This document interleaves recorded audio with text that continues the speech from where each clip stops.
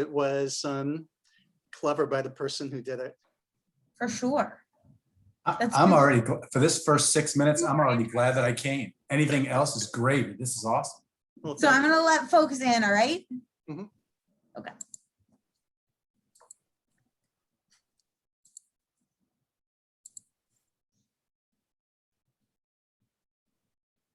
Welcome, everyone.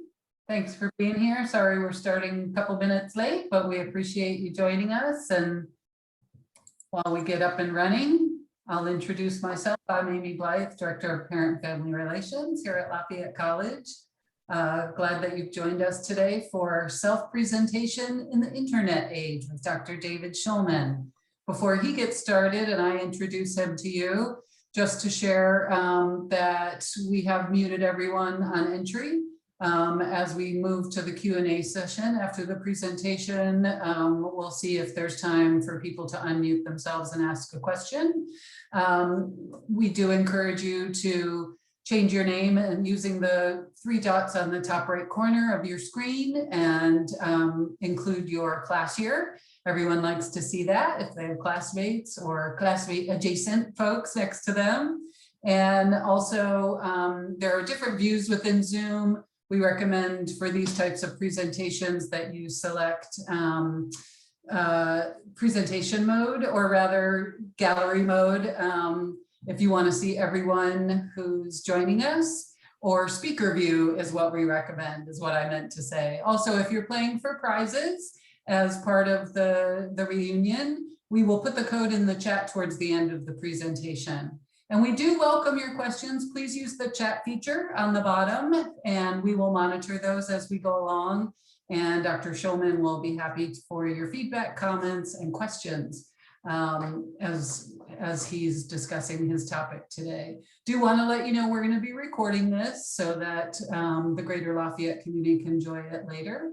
And so I think those are all of our housekeeping items.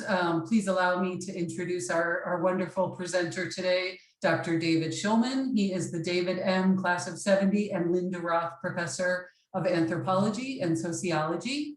His research interests include deception, symbolic interaction, and impression management in the workplace. In addition to publishing in those areas, he's also published articles addressing the fields of marketing and research methods. So welcome to everyone and welcome to Dr. Shulman. Hi, thank you all for coming. I'm looking forward to speaking on this topic and happy to take any questions or comments along the way or after. The subject I'm going to be speaking on, which is how people try and come across online and how that's changed with technology, is something everybody has some experience with one way or the other. So it'll be interesting for me to hear the different ways that you connect to some of these ideas that are ongoing. I also want to say that this is taken from a paper that's going to be appearing in that volume, so I just need to acknowledge that. So off we go. What is self-presentation? This is a set of theories pretty much in sociology, starting with Irving Goffman, who was interested in how people try and present themselves in a way that's going to lead to the proper impression audience, the impression they're looking for. You can see that Dwight might be trying to do this particularly well. There are a couple of issues with how he's done that. But the idea that's important to take away from this is that for us in sociology and for many in psychology, how we come across to others is a lot more like a kind of consistent job interview, rather than just kind of unconscious and natural behavior. We're thinking about how we want to come across. It doesn't mean that we are being contrived or deceptive at all times, but we care about how we're coming across to other people. We're thinking about it, we're choosing what we wear, how we learn what to say, we plan. And for us in sociology and in other fields as well, we want to think about almost as a performance. We're looking at people presenting themselves to others as if they're actors in the social play, looking to abide by the right kinds of social norms and being very intentional and strategic what they're doing, and also concealing some kind of information that could discredit that show while kind of accentuating the positive. So for us, what we're often trying to see is what's ideal impression management. how do people seem to come across in ways that are going to accord with values, promote their interests in the workplace, promote themselves socially, avoid anything that would kind of intrude on that show, embarrass them, and things like that. So when we're looking at self-presentation online, we're looking at how those things connect. Self-presentation then for us means looking at a couple of aspects that we'll then see how that translates online. What are you doing in the backstage to prepare? So for example, how are you prepping for that interview that you might have? Thinking about what you're going to say and do on the date. Or do you have the right equipment? We use the word equipment, but basically in English, that's going to mean, what are you wearing? What are you bringing with you? What are the prompts? Are you thinking about the setting that you're going to be into? How are you cultivating and crafting kind of atmosphere? And then understanding the mediating factors that will impact what the audiences are going to think of that performance. That can be anything like thinking about what the temperature is, the kind of place that you're choosing to meet people, whether other people are tired, whether you make them nervous, all these kinds of things. Now, people are obviously very familiar with the idea of thinking strategically and intentionally about how they come across to other people, just again, from the point of view of like a job interview, say. What's different now for us who analyze in this field is that the internet is now a primary venue and a means for engaging in self-presentational work. I think we can all, especially if we're of a certain age, find that so many things have moved online, and that was obviously happening before COVID, right? Where we had dating, for example, moving to situations that would more be with apps. We have LinkedIn, we have other kinds of things that are taking over. We have Facebook, Instagram, all kinds of mediating devices that have changed interaction. And so what we've become interested in thinking about is, what are some of the ways that how you present yourself to others has changed now as a result of that kind of move online to online mechanisms and media. And one thing that we found obviously is that there's new pressure as well. And I have down here that they've actually reported a little bit of a surge in plastic surgery just because of somebody's nose is going to appear in selfie.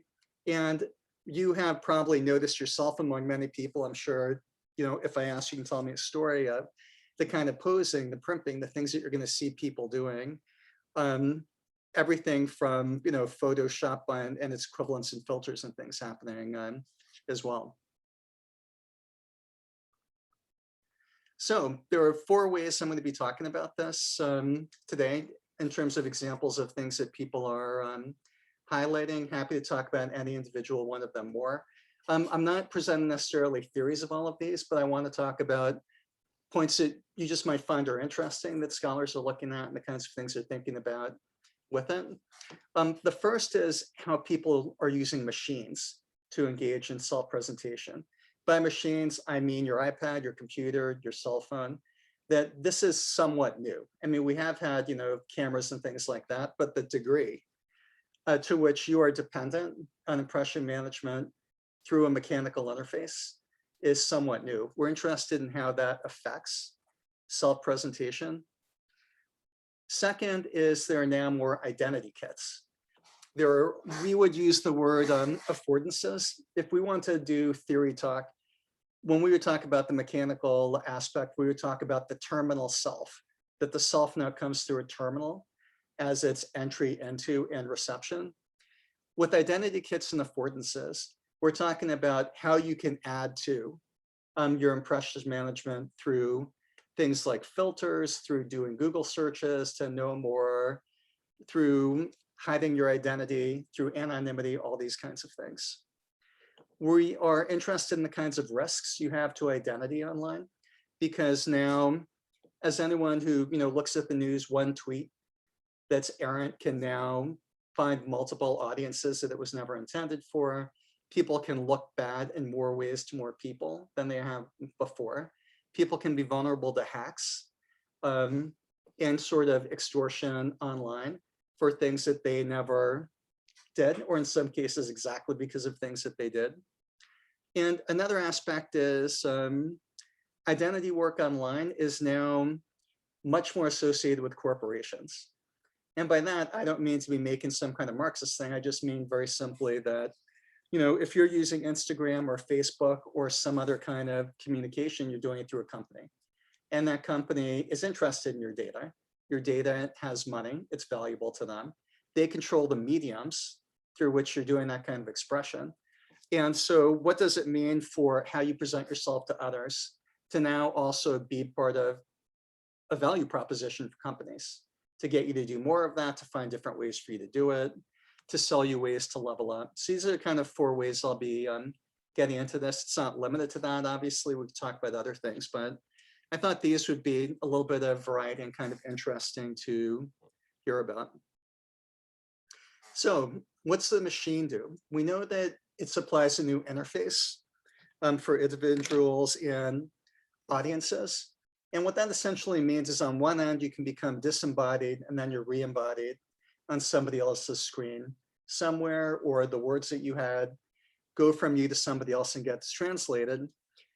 Some of the just pure machine dictated defaults that people know of, but they're not always thinking about how that affects is. Sometimes you can't communicate without the password. You can actually be denied expression. You have an access issue. You also have record keeping, where what you dictate, I mean, there are all kinds of ways that you can try and get around things like this, but certainly, there's a record that's kept and that data is valuable, and there are the privacy issues, but those are mechanically created things, not just a personal decision. Machines enable you to change your representativeness. Anybody who's looked at the Snapchat filter is going to be able to notice that. There's also a physical wear on yourself. From this, there's the cost, and there's the entrance of AI and algorithms into all of these. So these are sort of like new dimensions that are coming in. And just to pull out a few of those that might be of interest if you just want to think about one quick mechanical thing. I'm willing to bet that at least once you have heard somebody say across Zoom, "Can you hear me now?" Is that true? I know people have their screens off, but I'm looking for like one small where somebody's gonna say that. If you want just the quickest indication, like that's not you. You're talking. You're worried about what the machine is doing in terms of conveying. Is the audio working? Are you getting across? Just like the simplest thing, but you're reminded of it probably because it's pretty ubiquitous in a lot of your meetings. I would say probably a third of my meetings, somebody said this right before they were about to talk, or somebody would ask how something was looking, and that's not about them per se making a creative decision. That's about the mechanical interface. This is your typical kind of pose now for expression. You have that kind of look, that angling into cameras. I doubt that many of you have not traveled somewhere and seen somebody with a selfie stick, and you've seen the interjection of some kind of image recording device into interaction. So this is like your standard look, although the people aren't your standard people doing that look. What are the kinds of ranges of these impacts that people are contributing to? We have something called smartphone finger. We have some people looking at whether your body is physically changing. We have the impact on your sleep. There are students who will tell you, for example, that the verbal skills they feel other students have may have been in decline because the way that you interact over the phone is not going to be as detailed and articulate. That, by the way, might not be true for writing. You might find people much more expressive in writing, other kind of creative venues. We have changes to interaction. How many of you are familiar with FOMO, fear of missing out? That expression where people would feel like if they're not immediately getting back to somebody or knowing what's going on, they're left out. We have new norms of reviewing. I have seen, there was somebody who was doing like a review of the Bible, like reviewing it was like, a restaurant that you were going to, like the sense of like everything is able to be criticized. There's incivility. There's also a distraction. It's likely that many of you have been in situations, it's also age dependent, where somebody was on their cell phone when you didn't think they should be on their cell phone, and you felt it was, sort of rude to be not, to be siphoning off attention that kind of way to what you would be doing. Another thing that people look at from machine sense is whether people are addicted to having their smartphones adjacent. The degree of connection, how often people are texting. I think all of us have seen people waiting in lines all the time with the phone. People sleep with their phones. Next to them, I know people who sleep with it under their bed. I don't know why that's their selection. I think you can go by the side of the bed. I don't know why under the bed is the way you're going, but that's your call. But people who kind of can't be away from it. And one of the interesting things about the habit forming aspect is people look at how many times you check for email, even though you get notifications. If you know what I mean, you're scrolling down the phone, just waiting to see if an email comes in, even though you're told when an email comes to you. Do you know the kind of thing I'm talking about? Like people just waiting for that level of interaction, kind of consistently looking. And we have people looking at whether cell phones and just kind of being online available through the internet is now changing that equation with work, where you can be kind of considered always on call. And I consider that habit form because the more you're used to answering those emails that come in a little later, the more you're in that kind of category. Okay, second thing is changing self-presentation. You might recognize me, your speaker here, in my non-formal shirt. And I just wanted to put on the Zoom filter, give an example of what I can do for my appearance, which is nothing compared to some of the kind of range of things you can do.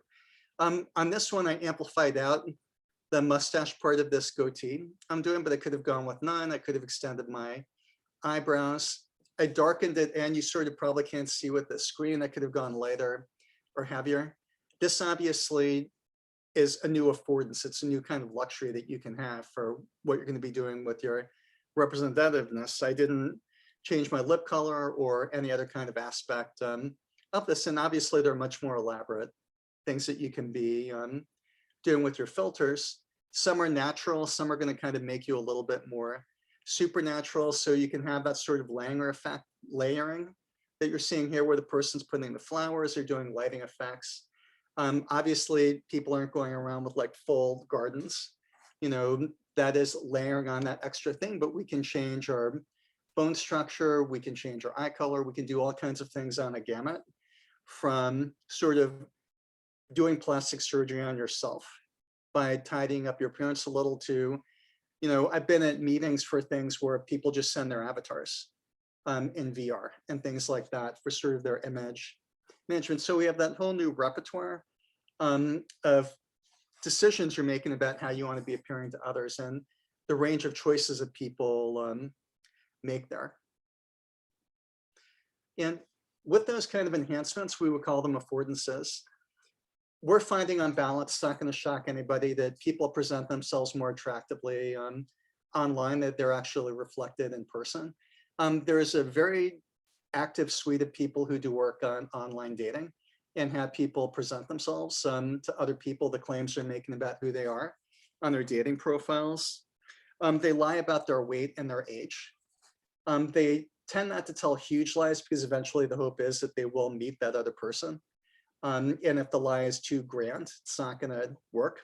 They tend to tell lies that you can hopefully make true by the time of the date. So they'll list a weight that might be, you know, 10 pounds or 15 pounds less and hope that they will, you know, lose that weight before then, or a given age that would be sort of close enough that you could try and fool it. They did a brilliant study for this because they brought the people in after they saw their profiles and they asked for like their driver's licenses, they weighed them. Like, it was a pretty smart study, and they got good information about that gap between who you say you are online and who you seem to be in your offline life. We know that people engage in a lot of identity tourism. And by that presentation, we're now moving away from what you would be doing to yourself for your physical appearance to presenting yourself in a completely different identity. You might present yourself as a complete stranger to somebody else. You might be looking at the kinds of things that, you know, you're seeing on TV shows where, you know, people are pretending to be somebody for you to date and it's a fake identity and things like that. We call that identity tourism. To me, it's a little more like identity joyriding, but there's a freedom of impersonation that's much easier online now than you would have had to been able to do it before. Anonymity is something we consider a resource for expression, that people can more freely explore interests, say who they are, say the kinds of things that they're into with sort of less fear of immediate judgment. They can find havens among other people. And one of the things that we're interested in is people display different selves online, and that fragments them in different kinds of ways. I don't know how many of you have heard of the Dolly Parton challenge, but it's kind of interesting example of this. So the Dolly Parton challenge has people do LinkedIn, Facebook, Tinder, and Instagram. Sometimes they'll do some of the other ones. And the game is to put the picture that you think epitomizes the way people are supposed to come forth to other people, depending on the one that they're on. And all of us at a glance can kind of see, like, we have the glamorous gown, we have the adventurous, fun Tinder one, we have the more serious one over on LinkedIn.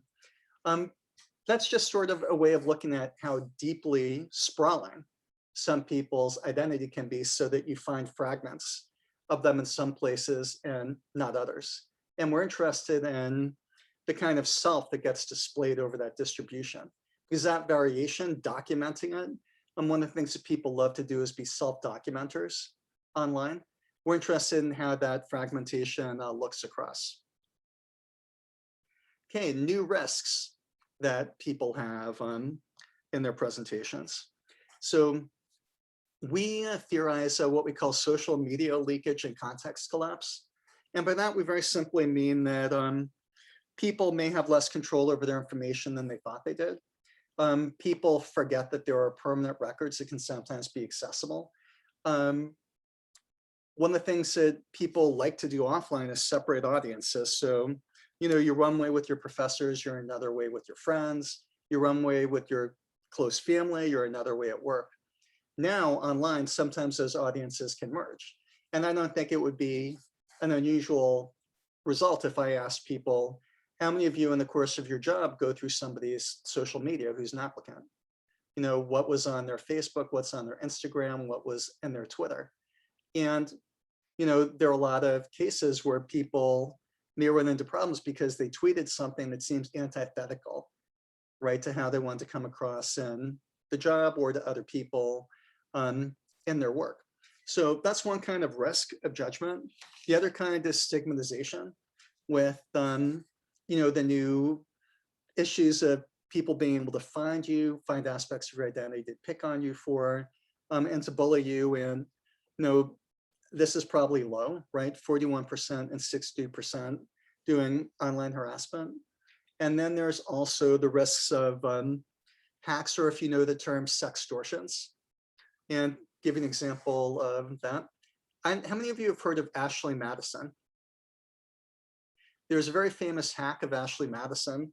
Ashley Madison was a website that offered to match married people up with other people to have affairs. And it was hacked. And obviously a lot of people would sign up for that, wouldn't use their real name, but if they put a credit card down, because there was a effort on that site where they said, if you pay, we'll guarantee you a date or an encounter with somebody. So all those names were leaked. And obviously people who were on that site weren't necessarily interested in having that information be shared with other people like their employers or their spouses. And this is an example of sort of a sextortion that went around. Hi, you don't know me. There was the Ashley Madison leak. Yes, I know about you. I've researched your family. You've got to give me $2,000. This is what happened to this other person who didn't. And do you want to be wise or do you want to have your life ruined? This version of these, a lot of these are going around now as pornography became more and more widespread online, with some sites having 75 million people go. You know, these things went rampant, and people's footprints all over online are now things that other people can follow. There can be different ways that people can try and do that or not, but that's another one of the sets of vulnerabilities. And then the commodification aspect. So one of the things that's happening now is just like with advertising, other kinds of things that companies are doing to have their brands out there and to create more value for their product, is they're all over online. So that same language that we used to have about brands as a shorthand for who you are is something that's still around online, promoted more heavily. And now we have kind of living advertisements in the form of these influencers, people on TikTok, people on Instagram, and things like that. So to me, that's also very age-based, But if I talk to students, Instagram influencers are a real thing. Like people care about what they're wearing, what they're eating, how they're working out, all these kinds of things. Sort of one small example. Influencers will also say that they are not beholden to companies that pay them. I don't know, right? That one seems not 100% universally accurate. The other aspect is that people now have much greater access to other people to encourage them to be interested in purchasing particular kinds of things, to covet certain kinds of identities and appearances, or even just put out more interesting things for people to become attached to. So as an example, we have, fashion influencers. There are plenty who are going to tell you how to be vegan. Anybody can go online and see people who want to attempt to influence you by teaching you how to do something. They're going to have a million videos. They're going to tell you what to do for your health. That kind of thing is new. And then I call these Insta magnets. One of the things that's impacting tourism now in amusement parks and theme parks and a whole pile of other areas is trying to set up things to be photographed and recorded. And so in a lot of places you're going to see, this is from a place called Area 15 in Las Vegas. The entry to that attraction has tons of things like this owl. And the purpose is for people to take pictures of themselves near it. And this kind of new self-recording documentarian thing means there's a race for cool things and there's a race for that photograph. And this is all over the place. And so part of what is also happening here is that there are digital products that are created for these things as well. If anybody is a gamer, they know people who are gamers. Digital objects are a big marketplace. There are loot and shoot kinds of games, people who want to pay to get the right kind of quote skins, weapons, other kinds of things.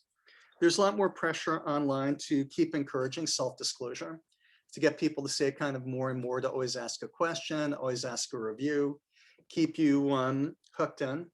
And there's also what we would call commercial realism, which is your presentation of self is becoming more kind of focused and narrowed on more of the images that you can see. Maybe sometimes that repels you away, you don't like what you're seeing. Sometimes you do. The way I think about it is when I was starting early on, I think a lot of you probably heard of a show called Friends. And I remember Jennifer Aniston had a kind of bob. Can you nod if you know what I'm talking about with her hairstyle? Lots of people had that bob. My wife is of a certain age where she had the kind of Madonna white lace thing on her arms that some of you probably remember. Well, multiply that more by the kind of, Pied Piper effect that you're seeing for some people with the image making. And those are obviously mediated through a commercial lens as well, and companies own them. And so I wanted to show you this. How many of you know the game Angry Birds? This is the Angry Birds store. So again, you have a digitized game where you put digital birds in a slingshot and shoot them. And now it's a commodity, right? And you can go in and you can do more and more things. Right next to this is a Instagram photo op where you can put you and your friend in the slingshot that one of the birds is about to shoot. And that's kind of like commodification that I'm talking about, where you take the digital object, bring it back out, right? Okay, so where is this going as we wrap up? Some of you may be familiar with augmented reality, which is when you immerse kind of digital objects into the real world and they can be interactive with you in a couple of ways. They can be interactive through annotation. A lot of you probably also know of VR as well. I'm going to talk a little bit about AR here and how this may be kind of the next generation of self-presentational work. And so they also use the phrase mirror worlds. All of you have heard about self-driving cars, right? They are working to some degree by having digital maps created of all the areas that the cars will be driving through that form a kind of corridor for navigation for the vehicles. In the future, we're expecting to have digital twins of almost everything. So if you're going to be building something, you're building the digital twin mock-up of it first before you're getting to the other one. We're bringing modeling out, right, into the actual world, digital twins for you. There are going to be all kinds of aspects of this. A Alexa and Siri, for example, will be full-bodied objects that you're speaking with. Things will be able to talk to you in the environment. You'll be able to manipulate digital objects within the environment. So how many of you know IKEA and the AR app where you can, for example, just shop for furniture, take out your phone and you can see what it would look like in any room in your house? You know the app that I'm talking about? There are apps also where you would be able to do virtual makeup.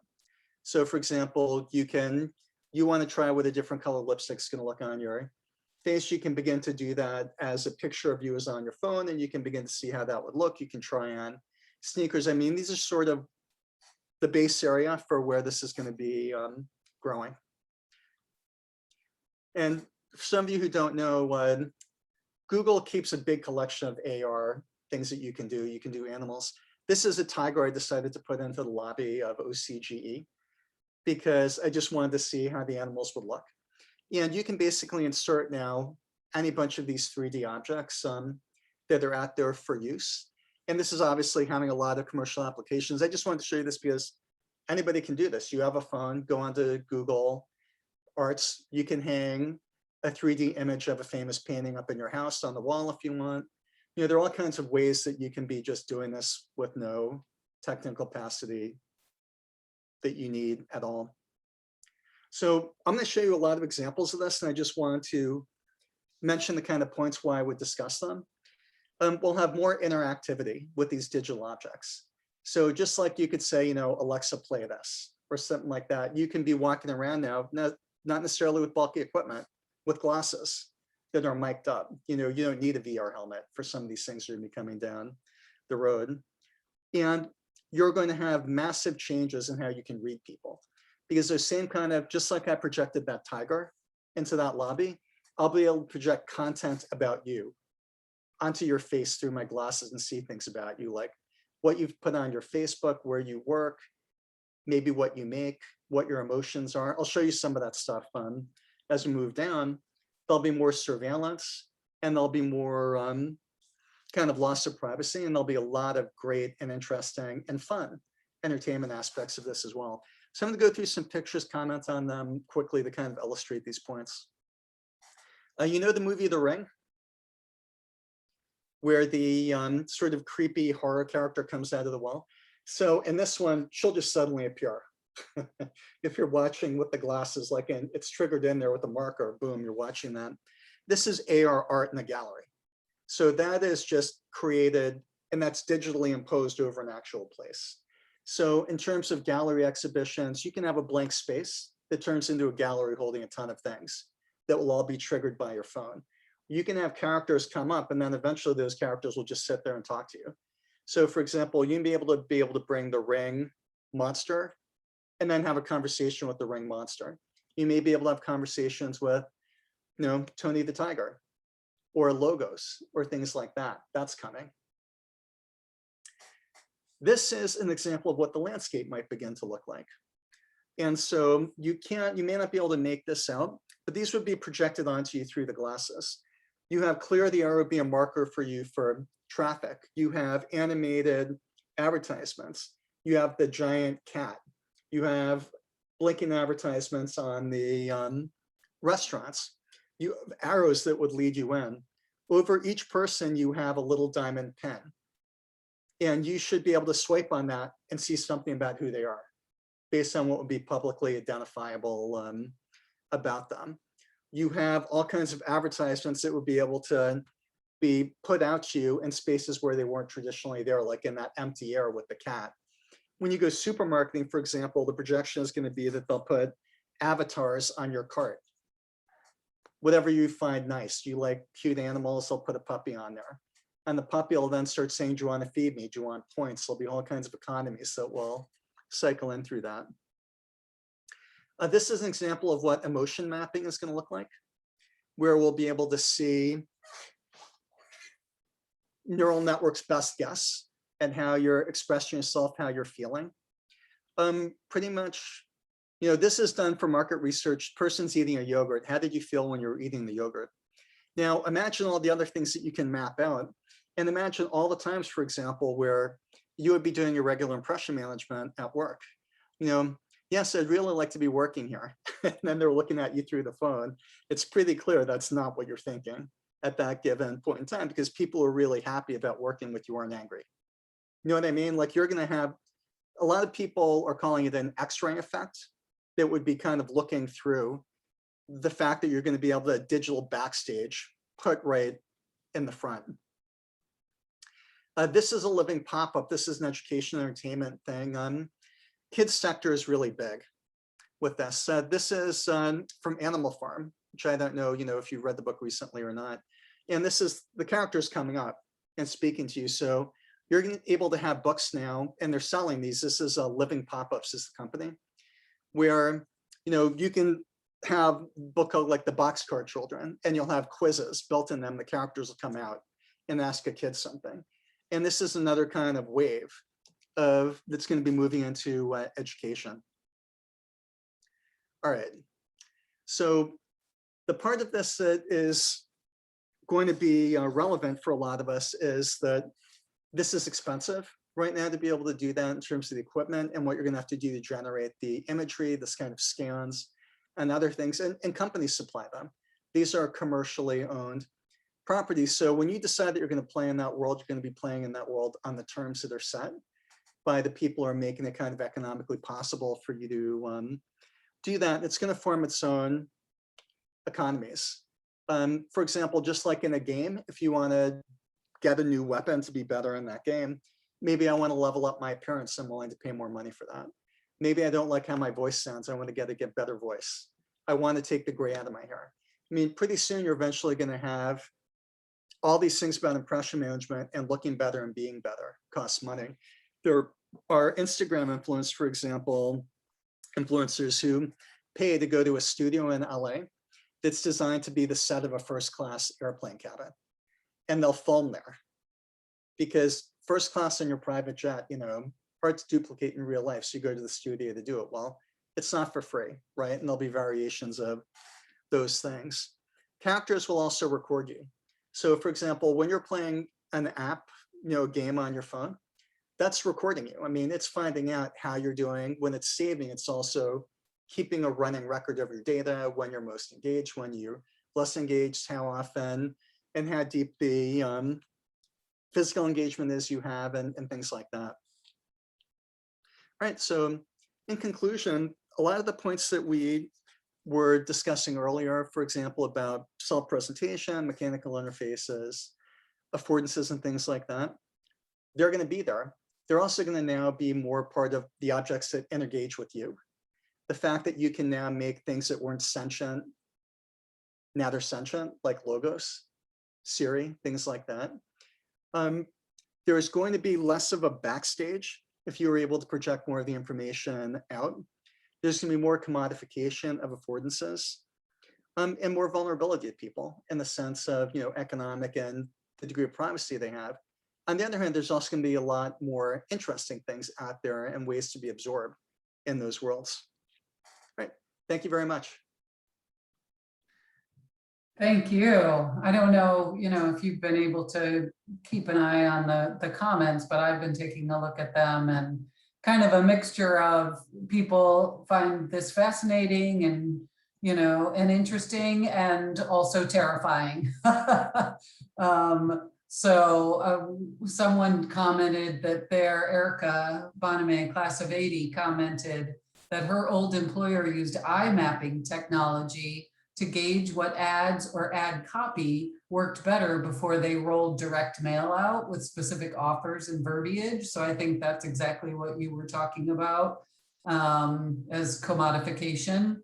And then actually Margie Cherry, who works at our Gateway Career Center, she asked a specific question: is there a way to sort of protect ourselves from any of this? And I'm curious, like, does it make you nervous as an anthropologist, sociologist, or do you find it fascinating? It's a $1 million question for a lot of people about what you should be doing. There are people, for example, who always keep their camera covered on their desktops for concerned about things being taken over the phone. There are people who go with kind of virtual super private networks and encryption and things like that for the things that they're doing. I don't know if you've heard of DuckDuckGo.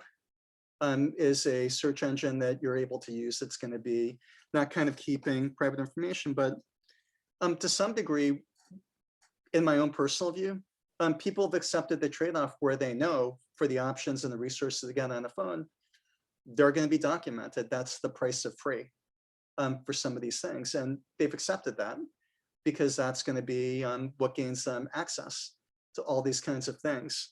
And there are whole schools of thought that I'm sure plenty of people in this crowd know as well as I do, or better than I do, about all the ways you can go on this, which is, if you're not doing shady things, you don't have to worry, versus this is terrible. And, why can't people just kind of be left alone? But until it's kind of a paid private thing that you're doing, it's going to be difficult to do the privacy guarantees. And I think most of the time people think they don't have to care about it, that, people aren't always kind of following them. That also depends on your individual level. For people who might be actually really scared about this, the place to be really scared of is when they measure your citizenship. Like, are you a good person or not? And there are some countries where you're kind of consistently monitored, your activity, for how well you seem to align with the interests of the state. And that's a problem. That's a much different surveillance level than concern about privacy. If you are concerned about this, one area to really worry about it is with law enforcement now being more tagged into surveillance technologies. And so it's a catch-22 because many people want to feel more safe and they want to feel like the technology will always keep them safer. But on the other hand, do you want cameras taking your license plate the minute you go out of a toll and then running you down? And that's something that can be done. I mean, you can be tracked down to that degree and also tracked through geo-marking and all other kinds of things like that. So it's such a huge issue. And I think for me, the way to think about it is there's going to be that difference between what you're worried about with, just no one seeing your email kind of thing, to, how much do I have to worry if I'm in some other place and I am doing some kind of finance thing? There's always going to be certain kinds of dangers, but those also might not be privacy things. I doubt there's somebody in who hasn't gotten emails that attempt to rip you off. You know what I mean? Like, I'm Microsoft and I'm telling you, you have a problem with your computer, or, I am royalty from so-and-so and I want to give you $30 million if you just like answer this email. I mean, there's always that kind of stuff that isn't privacy stuff. That stuff's not going to go away. And that's probably just going to get worse. Yeah, I actually got a robocall today saying, we've been trying to reach you about your car's, I don't know, warranty is about to expire or something like that. So, and I think it's generational too. I'd be interested to hear if, you've sort of explored that as a facet of this, because I know a call like that, for example, my mom would have taken that call and thought that it was legit, and it would have given her anxiety that she had forgot to renew her warranty or something like that. Whereas, tremendous vulnerability for the elderly. yeah, we're whereas always my worried about kids it, for wouldn't example. have even answered the call. So, Yeah, kids are the other thing that people are worried about as well, with vulnerability and privacy issues. But I mean, that's the problem. You open the doors to mass potential audiences and contacts. And, just like you can access everything, all the other people out there can try and access you too. yeah, and as Margie put in the chat, it's kind of another form of inequity for those who can afford, those privacy filters or apps or platforms, and those who either can't or don't have the time or Well, don't the have. one thing I will say about this is that might be interesting is, well, we're talking about being worried about it. There are a lot of people who don't worry about it at all. Their password is password or 1, 2, 3, 4, 5, 6, and they never put on privacy settings, and they just don't think it's a thing. So there's really, in truth, a bimodal distribution with that. Some people who are hyper worried and other people who are like, no big deal, my password is password. Like, that always gets me. I just can't believe people do that. But Right. Does anybody else have questions? You can either type them in the chat or we can let you off mic if you want to join the real conversation. Happy to do that.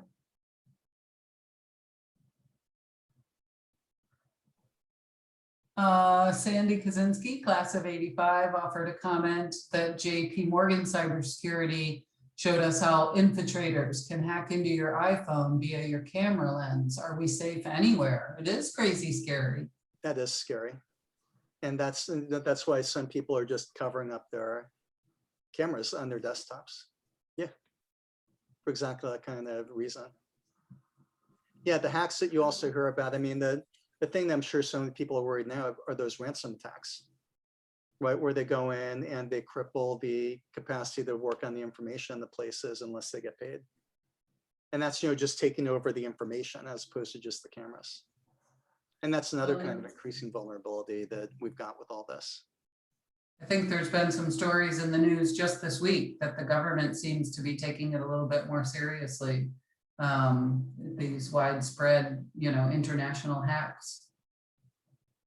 Yeah, there's got to be a whole subterranean thing going on with that, because there's no way that that's going to be allowed to stand. We just probably can't know what they're doing about it.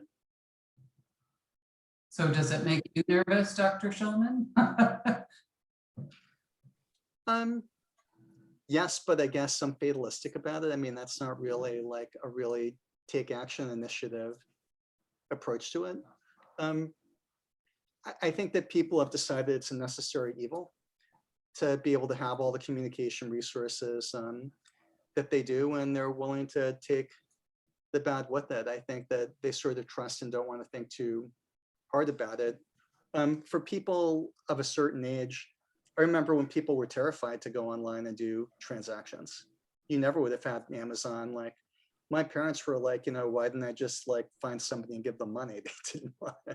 They did not trust that you'd be able to do a single thing safely. Now you have so much commercial transactions going online that's like people forgot that there was that initial hesitancy. And you can see the debates now where Apple says it's going to protect your privacy, but I don't know how you do that when that's so revenue generating for the companies that want to place with them. So there are a pile of things going on. I'm not really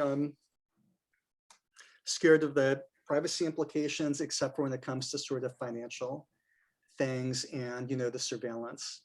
So it's terrifying to me, like it probably is everybody else, that if I do like my retirement fund or my banking access online, will somehow someone be able to go in there and like siphon it all off.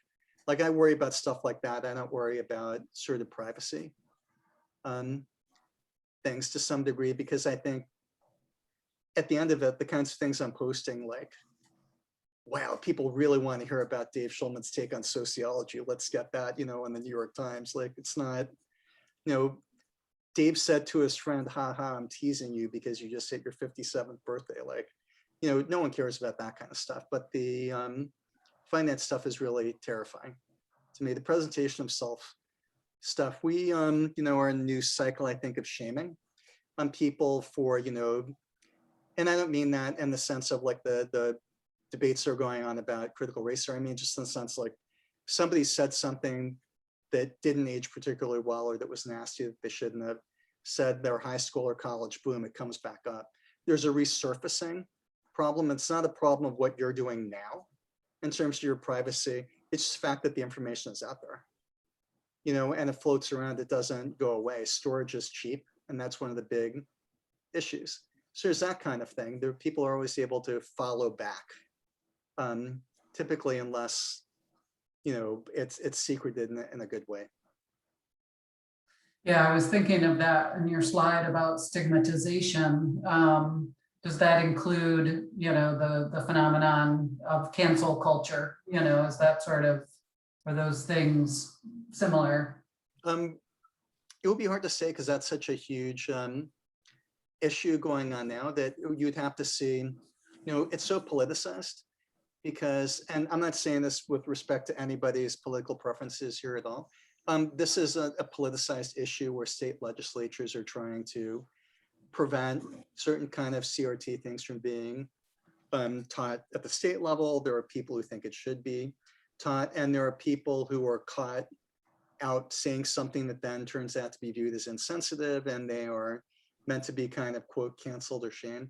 It's hard to know that that's widespread or those are incidents that get publicity in terms of the online stigma stuff. The thing that would always be consistent across whatever the subject is, whether somebody's in a sexual scandal, somebody is thought of as being racist, is the capacity to wield an audience, to weaponize. That's the thing that's the constant online thing.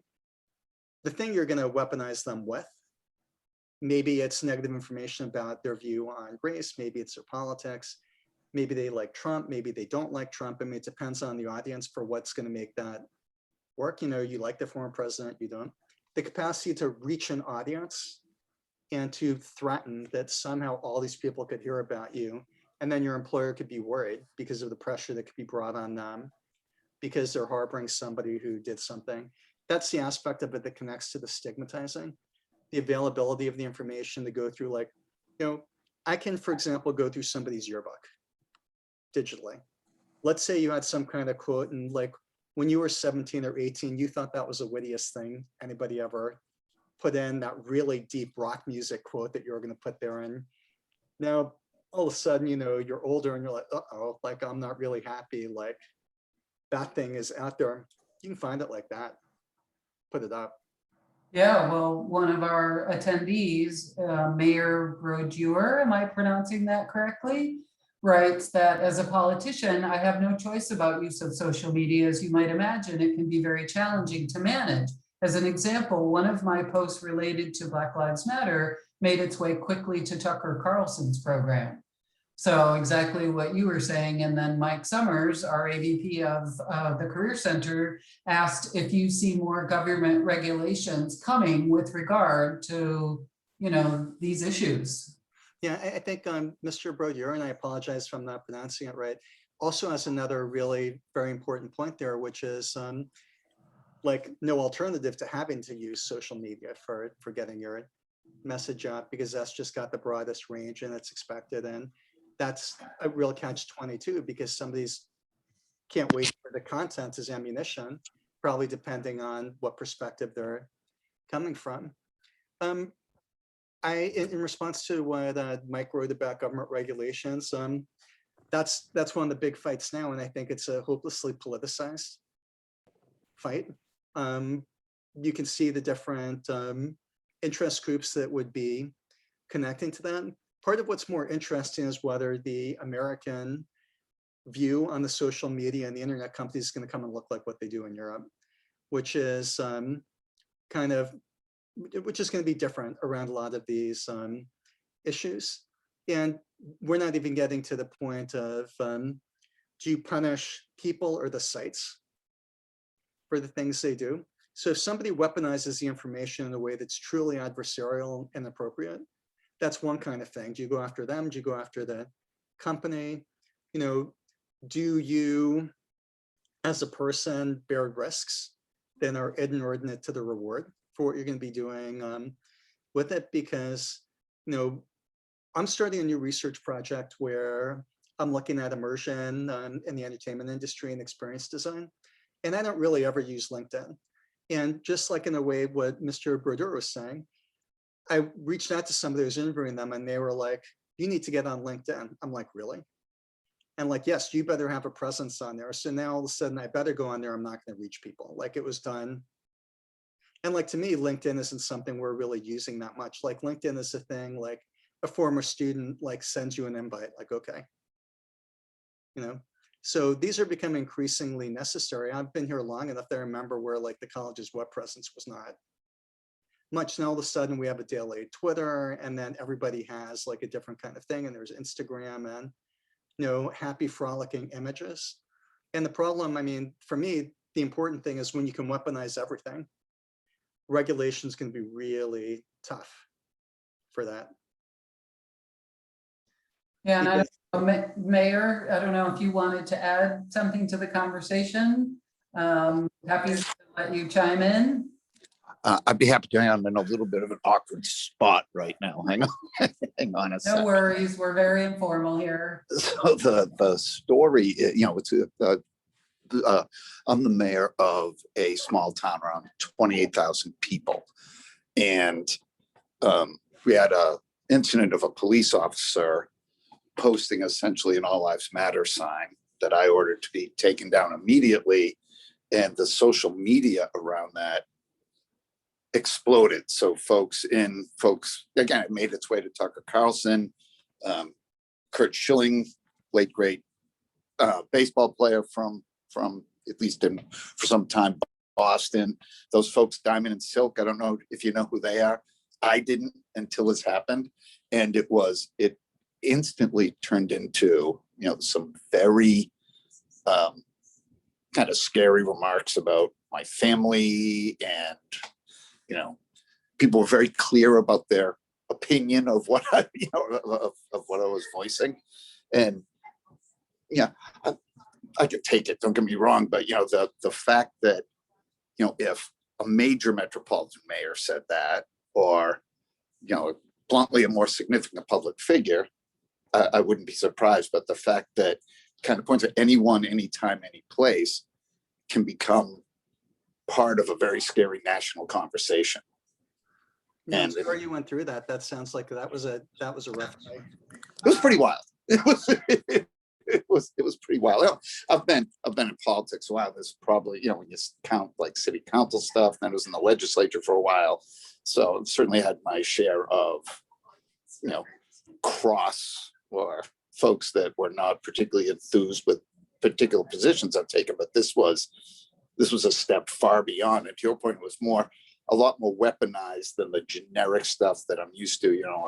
I can't believe you are pro-choice, blah, blah, blah, blah, blah, whatever the case may be, and kind of off you go. But this was, a whole different caliber of attack, if you will. To your point, it's more weaponization than opinion voicing. It also seems to be that there's just much more in the adversarial aggressiveness that comes out. It's no longer about points of view, but enemies, making money out of your enemies. That's how I'm thinking about some of the kind of climate issues that you're talking about. Is you make enemies, and making enemies is you're making money. I mean, I think about that in terms of, Carlson, some of the other people, but that's, and that you're pointing out that so many people are concerned about civility and hostility and aggression and just making life inhospitable for people.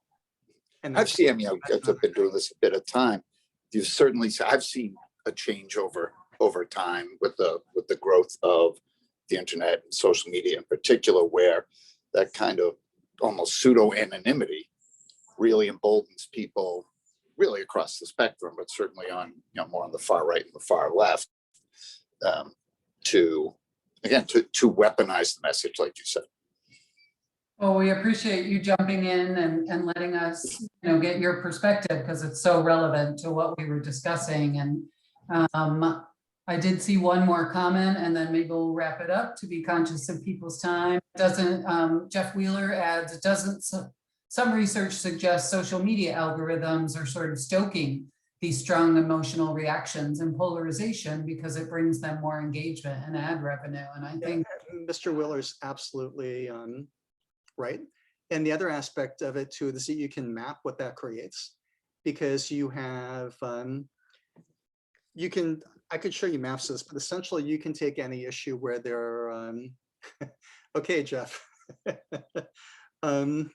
You can take a map and you can find an issue people could be in disagreement about, and you can track what they read about that. And if you're pro on that issue, that is all you will see. If you're anti on that issue, that is all you will see. So there's a point you're making, Jeff, about those reactions, the engagement, the ad revenue. What we're talking about is the collateral damage that's coming along with that, which is lack of exposure to any mediating or interim view of whatever that issue is. Like, you get nothing. And they found this, for example, with when former President Obama won a second term, people who voted against him were shocked, not because only they might have been disappointed with that outcome, but because everything they had ever seen said that this should just be a foregone conclusion. And it's true with so many of these kinds of issues that there are different kind of conceptual phrases for this, but people literally are just in their own circle of information and nothing is getting in besides that. So trying to breach that gap is a huge problem. Can I just thank everyone for coming? I hope you thought this was interesting. Thank you so much for listening. Yeah, great conversation. Thank you everyone for your comments and questions. And thank you so much, Dr. Schulman, for sharing your research and your work with us and letting us pick your brain a little bit. We really appreciate your time and your expertise. Hopefully, all of you are going to be participating in our continued programming for the rest of Virtual Reunion Week. If you haven't checked that out yet, please go to reunion.lafayette.edu and check out the app, of course. I think most of us have familiarized ourselves with the Socio app this week and taken advantage of that. We do have class chat rooms we're going to be doing tomorrow, so check those out and you can drop in and chat virtually with your classmates. And of course, always year-round, utilize leopardlink.lafayette.edu to take advantage of all the great programming that the alumni relations team, which includes the fantastic Amy Gross, one of the associate directors, has been our tech wizard, helping this all happen for you today. So again, thank you, Dr. Schulman. Thank you everyone for attending. Have a great— Excuse me, Amy, Dr. Schulman is my physician. I'm David. It's just Jeff said it and it was witty. I had to like come up with something. Thank you, Dave. Bye-bye. Take care, everyone.